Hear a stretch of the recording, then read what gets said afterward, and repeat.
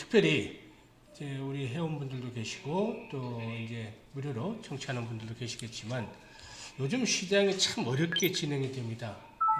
이전처럼 지난 9월 중반부터 충격 조정을 받을 때하고는 달리 현재 시장은 가랑비에 못 젖는 격으로 질질 흘러내리는 그런 모습들이 이어지고 있습니다. 그렇기 때문에 상당히 좀 지루하면서도 좀 짜증스럽게 그렇게 지금 장이 진행이 되고 있죠.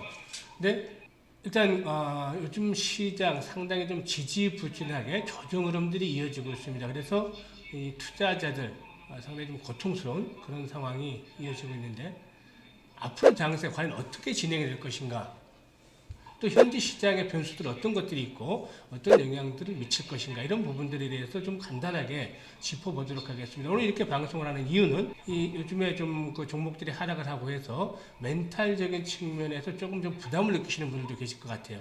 이런 분들이 이제 좀 확고하게 방향을 잡아드리려고 방송을 하는 것이기 때문에 참고를 하시면 될 것 같습니다.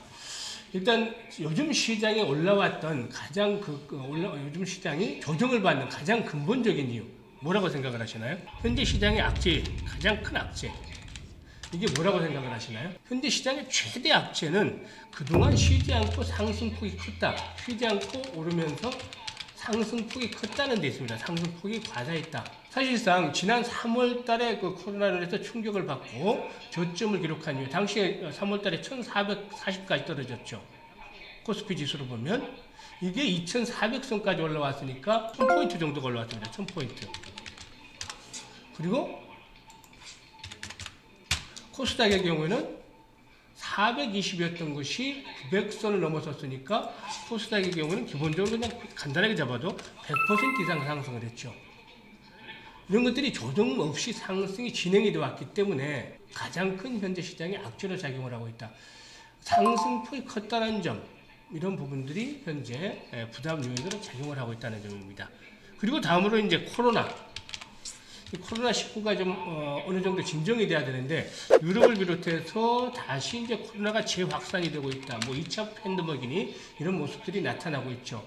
그래서 일단 이 부분들도 경기에 대해서 어쨌든 상당히 좀 밀접하게 영향을 줄 수 있기 때문에 코로나에 대한 부분들도 현재 시장에 부담이 되고 있습니다. 물론 우리 시장 같은 경우는, 우리나라 같은 경우는 코로나 확진자 수가 다시 좀 줄어들면서 오늘 같은 경우도 이제 사회적 거리두기 1단계로 환원을 시키겠다 하는 그런 차원에서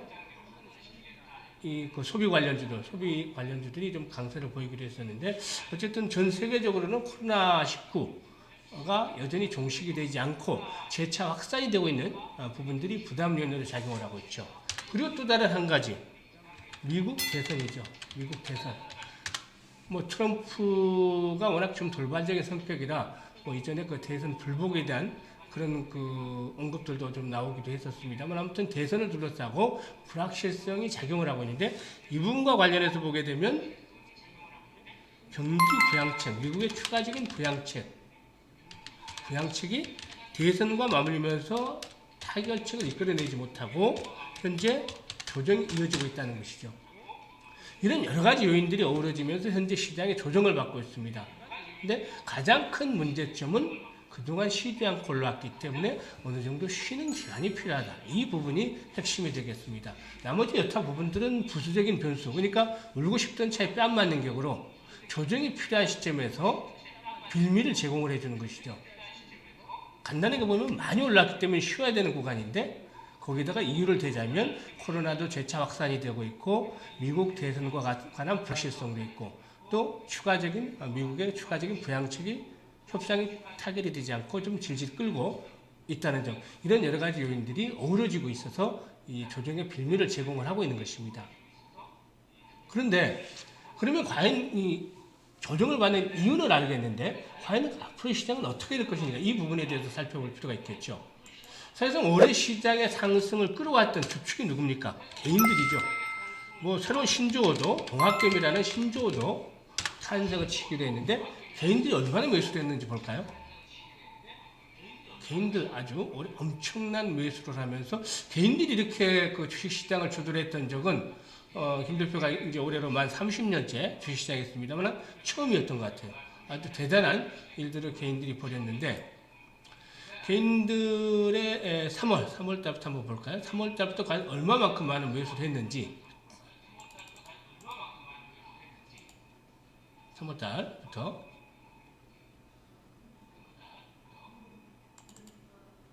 10월 19일까지 보면 개인들이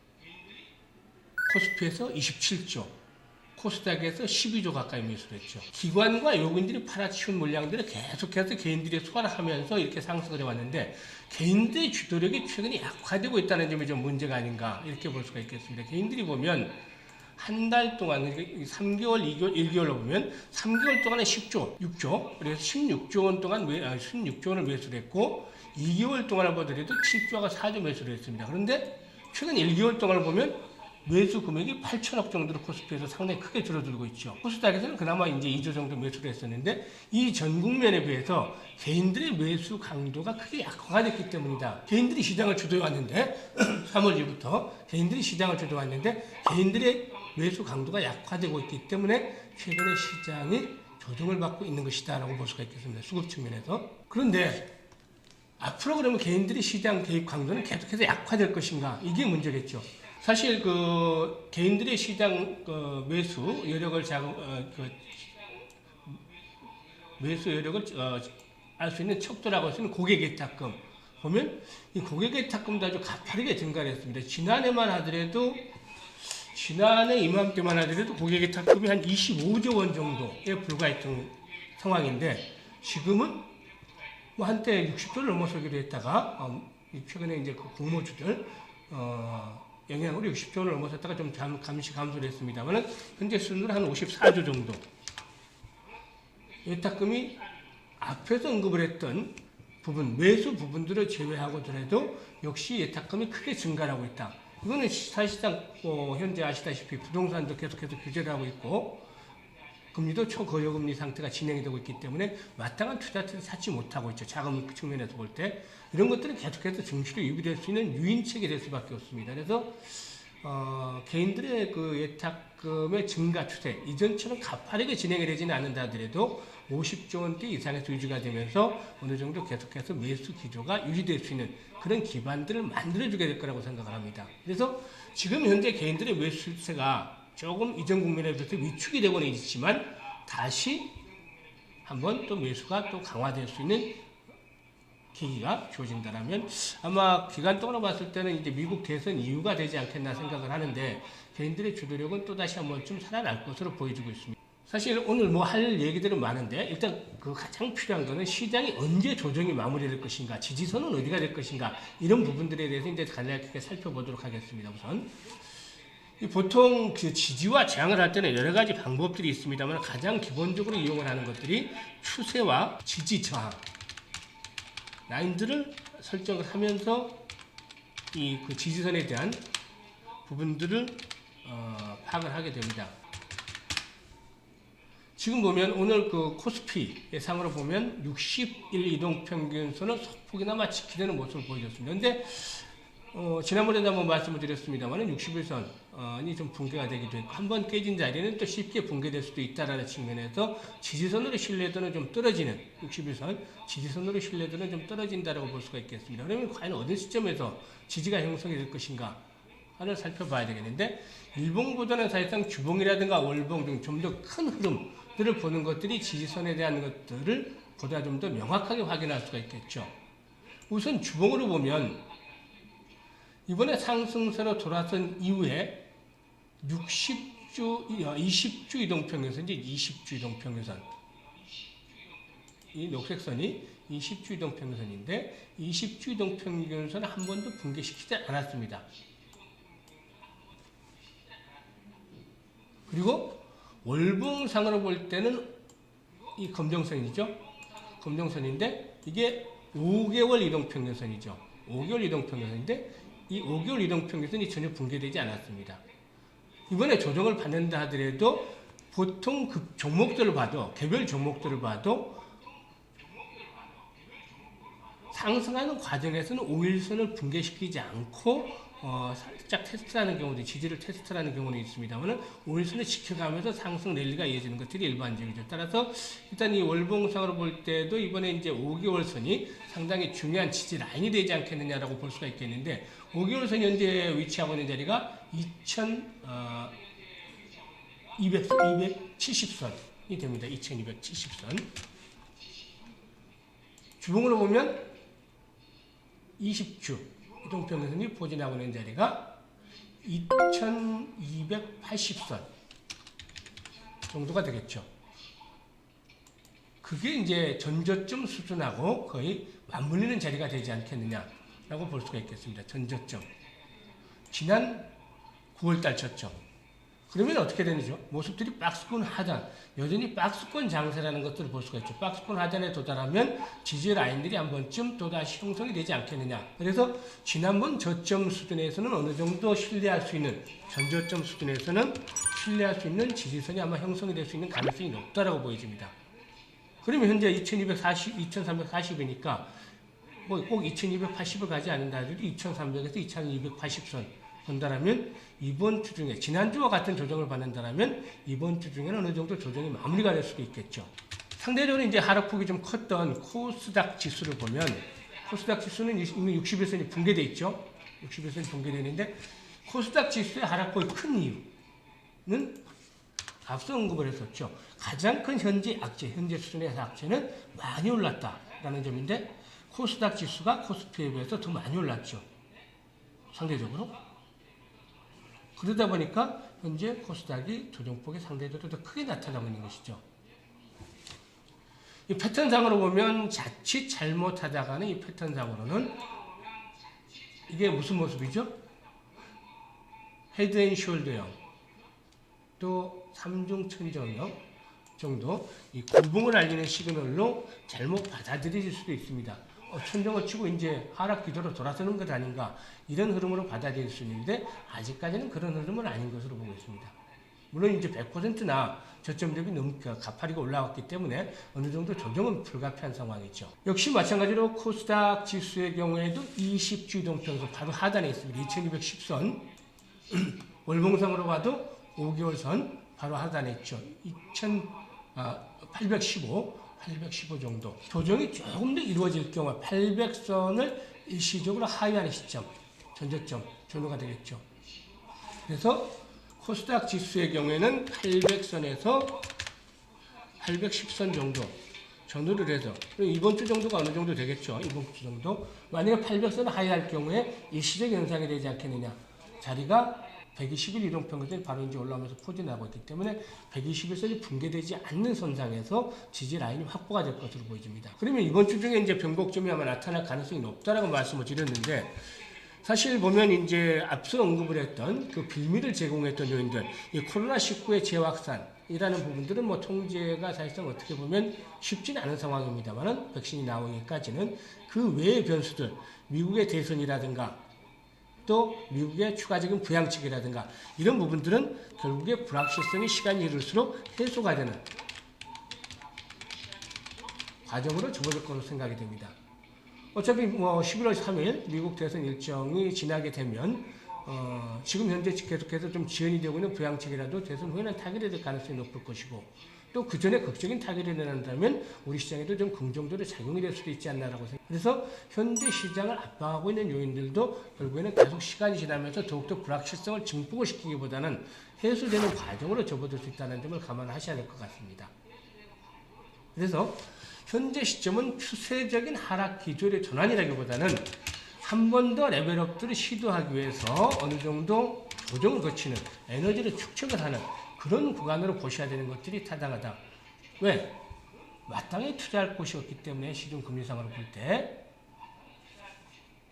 계속해서 증시 주변에서 증시의 그 기싸움, 현재 기싸움을 하고 있다고 말씀 많이 드렸습니다만 이 기세 싸움을 하고 있는데 현재는 조정에 대한 압력들이 높아요. 왜냐? 많이 올라왔기 때문에 비싸게 사기는 좀 부담스럽다. 그런데 이것들이 한 번 더 튀고 오르게 되면 매도에 대한 심리가 순식간에 매수에 대한 시그널로 바뀌게 되죠. 그러니까 어느 쪽의 분위기를 잡아주냐, 누가 이제 고양이 목에다 방울을 다느냐의 문제인데, 한번 총대를 메고 나서는 선도주자들이 등장을 하게 되면, 이게 이제 제가 봤을 때는 미국 대선에 대한 방향들이 좀 어느 정도 구체화되는 시점이 되지 않겠냐 생각을 하는데, 그래봐야 길어봐야 1, 2주 정도가 되지 않을까 생각을 합니다. 이 기간 동안에 시장은 저점을 다져나가면서 회복이 될 것이고, 또 미국에서 대선에서 누가 이제 대통령이 되느냐도 관건이고 이런 상황이 있습니다만, 현재 그 지지 격차가 좀 좁혀지고는 있기는 하지만 아무래도 바이든 측이 좀 유리하다라는 측면으로 나오고 있죠.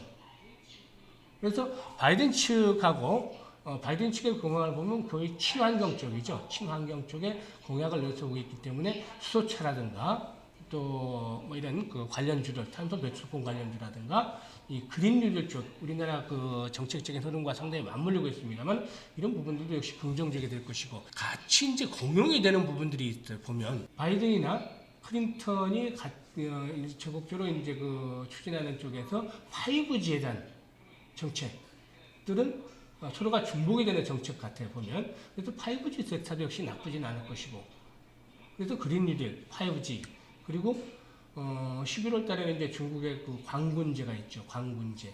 이거 맞물리면서 어느 정도 이제 중국 소비 관련주들 또 한 번쯤 단기적으로 주목을 받을 수도 있을 것이고, 여러 가지 섹터들이 앞으로는 순환매가 진행이 되면서 올라오겠지만, 누누이 김 대표가 강조를 해드렸듯이 현재 시장, 우리나라뿐만이 아니라 전 세계적으로 화두가 되고 있는 것은 그린 뉴딜입니다. 그래서 이 그린 뉴딜과 관련한 섹터 자체도 여러 가지가 있는데, 이 부분에 대해서는 다시 앞으로 방송을 통해서 말씀을 드리겠습니다만, 이 테마들에서의 생명력이라든가 이 시장을 주도하는 주도력이라든가 이런 부분들이 강화하기 위해서는 소속된 섹터의 종목들이 상당히 많아야 되는데, 그린 뉴딜과 관련한 종목들이 아주 섹터 자체도 다양하고 종목들도 많습니다. 그렇기 때문에 이 그린 뉴딜에 대한 파괴력은 아직까지는 끝나진 않았다. 현재는 쉬어가는 구간이다. 잠시.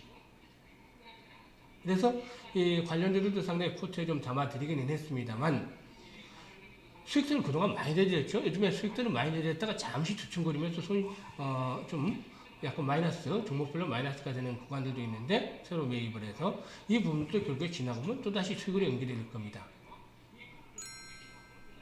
현재는 포트에 담아두고 있는 재차 포트 조정을 하고 있는 구간이니까 그런 부분들에 대해서 너무 걱정을 하지 않으셔도 되겠습니다.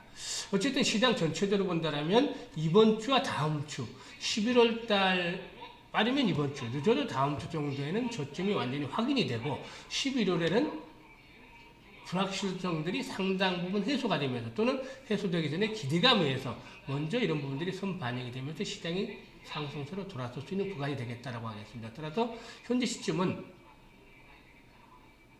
좋은 종목을 저가에 매수할 수 있는 아주 좋은 찬스로 활용을 해야 되겠다라고 말씀을 드릴 수가 있겠습니다.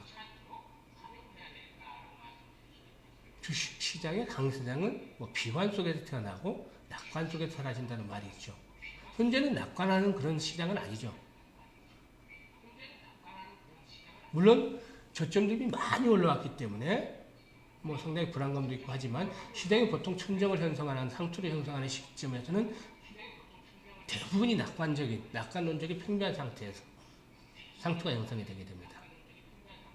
근데 아직까지는 이런 부분들과는 좀 거리가 있기 때문에 너무 그 부분에 대해서는 걱정하지 마시고, 현재 조정이 조금 지루하게, 오히려 제 생각에는 이 9월 중반과 같이 단간에 충격을 받아버리면 빠르게 회복이 될 수 있는데, 지금 현재는 좀 지지부진한 상황이기 때문에 오히려 좀 길어지고 있지 않나 생각을 합니다만, 어쨌든 이런 구간들도 오래 걸리지는 않을 것이고, 이번 주 그리고 길어야 다음 주 정도면 해결이 되면서 반전의 실마리를 찾아갈 것으로 생각을 합니다. 그렇기 때문에 현재 고비 위기라고 생각하지 마시고, 조금만 좀 더 넓게 본다면 기회가 된다라고 생각을 하시고, 좋은 종목들을 매수하는 구간, 이렇게 편안하게 생각을 하시면 도움이 되겠습니다.